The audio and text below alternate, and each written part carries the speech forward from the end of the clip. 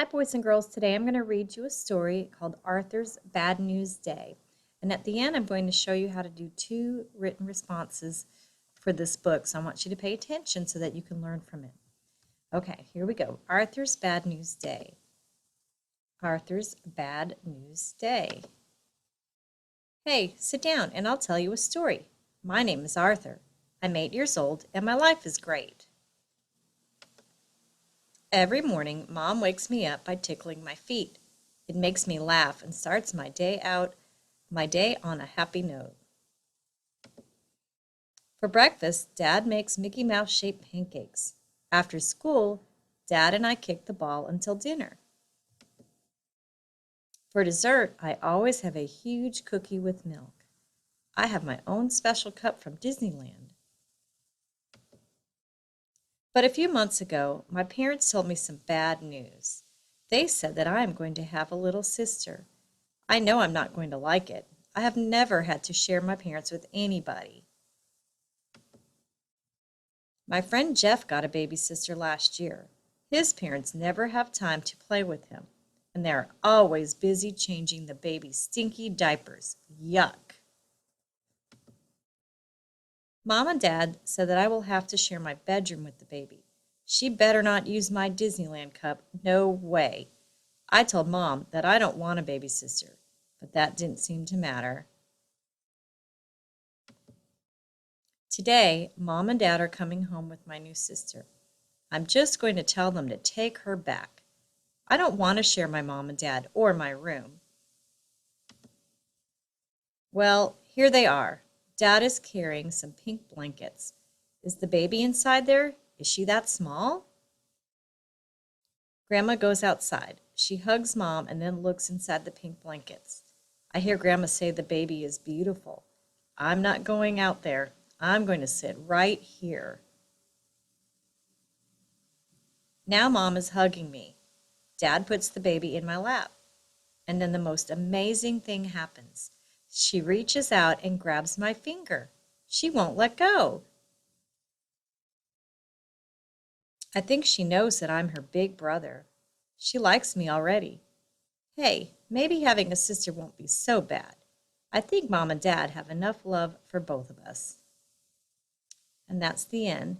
So now I'm going to show you 2 written responses that you might see when you are doing your written tests at the end of the year. And so the first question I have says, at first, how does Arthur feel about having a baby sister? How does he feel about it later?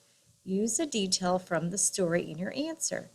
So boys and girls, what I want you to first think about is the question and what the question is asking you, because that's really important. If you don't understand the question, then you might not answer it correctly.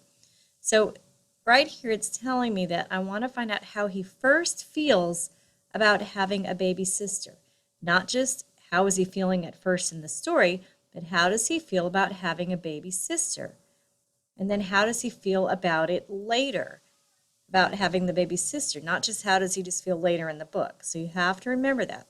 Then it also says use a detail from the story in your answer. This right here means that you must have a detail with each part, not just one detail. So I need a detail with how he feels at first, and I need a detail with how he felt later. So here's my answer.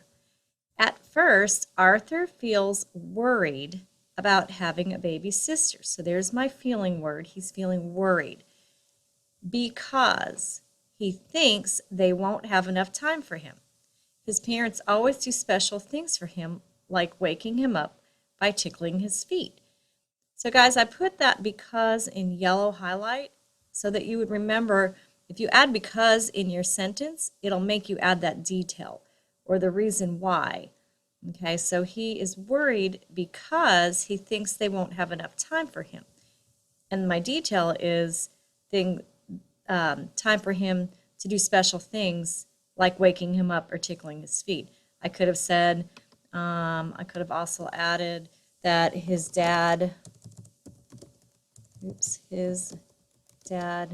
makes him special pancakes on Saturdays. So those are details that you can add that he's worried about, things that he's worried about that his parents don't have enough time. So that's how I answered the first part. The second part says how he feels later. So how does he feel later about having a baby sister? Well, later, Arthur feels much better and happy about his baby sister because, and that's important, his baby sister grabbed his finger. He said it was so amazing.